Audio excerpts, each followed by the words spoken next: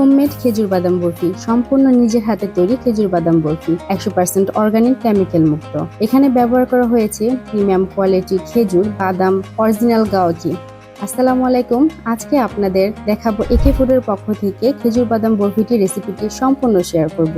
খেজুর বাদাম বরফি তৈরি করার জন্য প্রয়োজন হয় কাজু বাদাম, কাঠবাদাম, কিশমিশ, থাইল্যান্ডের চীনা বাদাম, পেস্তা বাদাম, সাদা তিল, খেজুর এবং অরিজিনাল গাওয়া ঘি।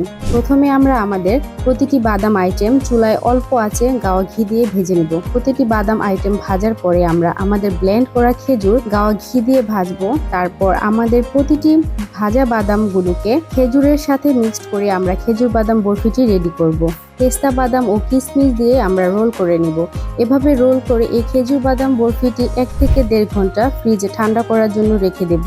1 থেকে 1.5 ঘন্টা পর ফ্রিজ থেকে বের করে এভাবে খেজুর বাদাম বরফিটিকে কেটে প্যাকিং করে ডেলিভারির উদ্দেশ্যে পাঠাবো। যারা এখনো স্বাস্থ্যসম্মত খেজুর বাদাম বরফিটি অর্ডার করেননি তারা আমাদের ওয়েবসাইট ভিজিট করে খেজুর বাদাম বরফিটি অর্ডার করুন। সবাই ভালো থাকবেন, স্বাস্থ্যের যত্ন নেবেন। আসসালামু আলাইকুম।